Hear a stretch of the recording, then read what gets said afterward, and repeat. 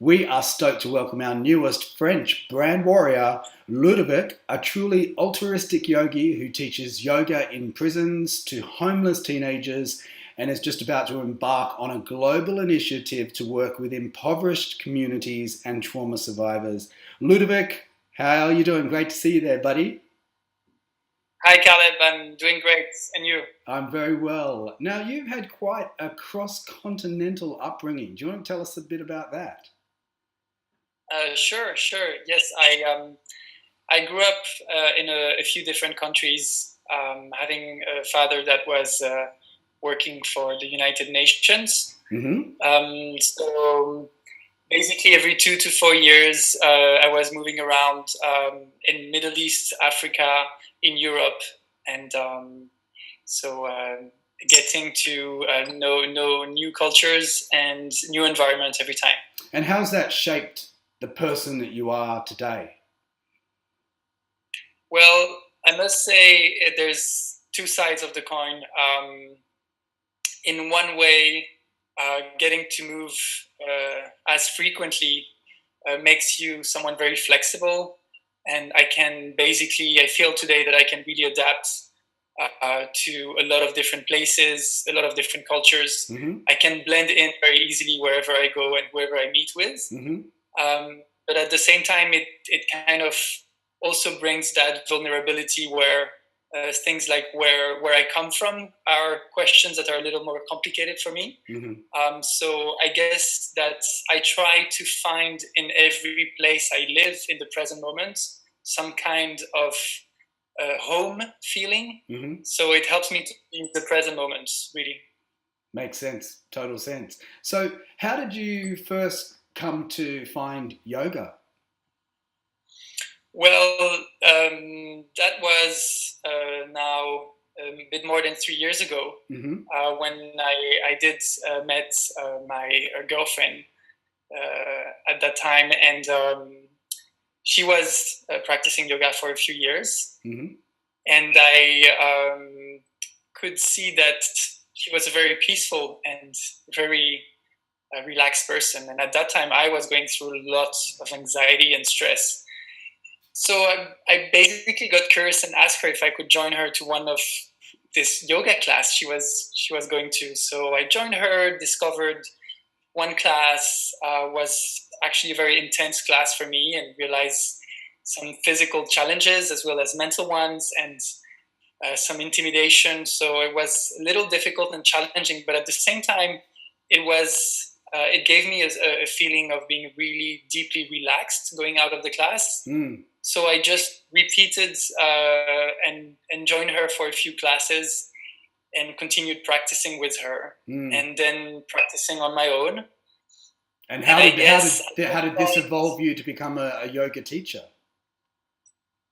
sorry. How did this evolve you to become a yoga teacher? How did you then evolve to become a teacher?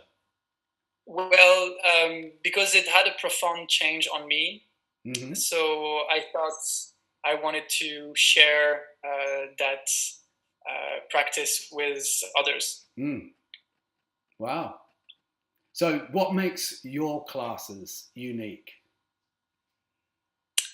Well, um, different things. I really like to try to find a balance between a physical challenge and alignment, Mm. as well as working with your own body.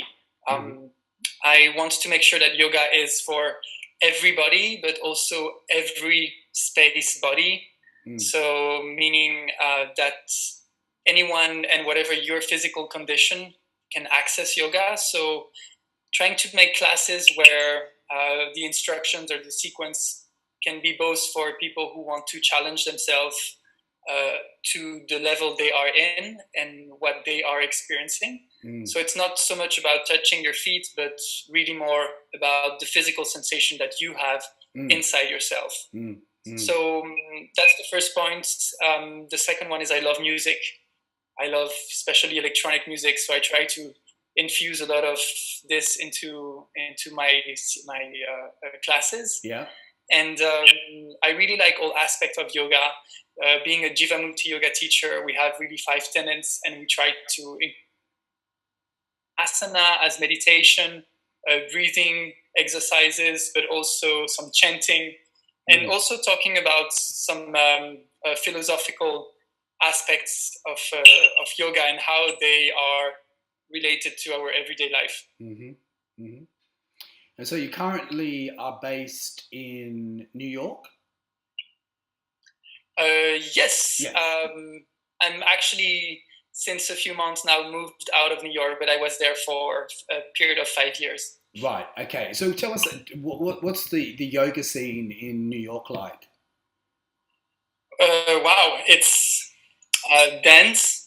It's creative. It's demanding. It's a lot of things. And yes, it's a lot of things. You like it? I love it. I love it because being in New York and being surrounded by so many different practices and so many different initiatives gives you the opportunity to expand your practice. Yeah. And also, as much as you want to get better and go deeper into what you like, you can also really challenge yourself by discovering new styles. And that was great for that, I have to say. And whereabouts in New York were you based? Where were you working there? You mean where I lived? Yeah, right. I used to live first in East Village, and then I lived in Brooklyn, in a place called Boerum Hill. And now you've moved out of New York. Where are you now? Where are you based now? I am currently in Cape Town in South Africa. Oh, wow. Beautiful. So what's the yoga scene like down there? It's actually very interesting and very precise, very deep. I was very impressed. I was very impressed. It's incredible teachers, incredible studios, great practitioners. I really like the values and the ethos of the yoga community here. Now, you've referred to yourself as a social change agent. So tell us about that. Talk to us about your photography, acting, and how you use yoga to create transformation in individuals and communities. Sure. Photography is a passion of mine for many years that I started and paused here and there. I think photography is a way to communicate about and raise awareness about a lot of things that are happening in the world to the public. It's an amazing tool. It became a completely accessible tool thanks to social media and technology. And I think that as a photographer, my role is really to raise awareness and about what is happening in the world, so that we can make positive change on it. So what I do is I try to work on specific subjects that I'm discovering, and as I discover them, trying to share it. I've worked recently on a subject about drug addiction, and trying to also work about a more cultural one about art and our relationship with art. And I'm currently planning in South Africa to work on a subject related to the townships and the still very present lack of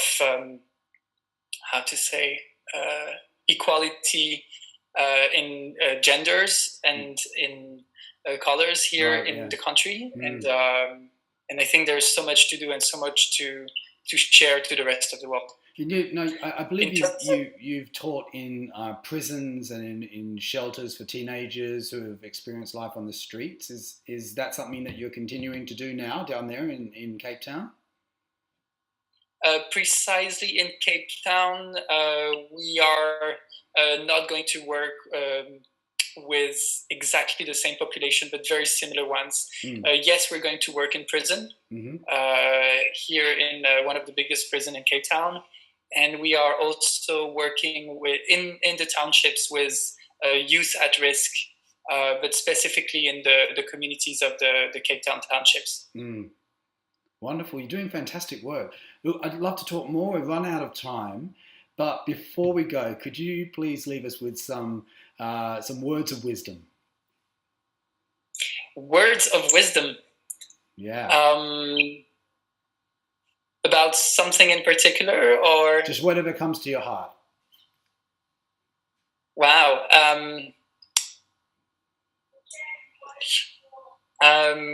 I would say I want to share one of my favorite quotes. Mm-hmm. That is from Mahatma Gandhi. That is, be the change you want to see in the world. I love that. I live by that one. Well, thank you very, very much for chatting to us. And before you go, can you let our community know where we can find you online? Absolutely. You can find me on Instagram on my name, Ludovic Bossan. You can find me also on Facebook, and you can find more information about the project that I'm working on here on our website, www.sharanamyogaproject.org. Thanks so much for that, and we'll definitely follow your work and see your progress there. And thanks for all the work you're doing, and stay in touch. Thank you very much. Bye-bye, Ludovic. Bye. Thank you very much, Kalev. Goodbye.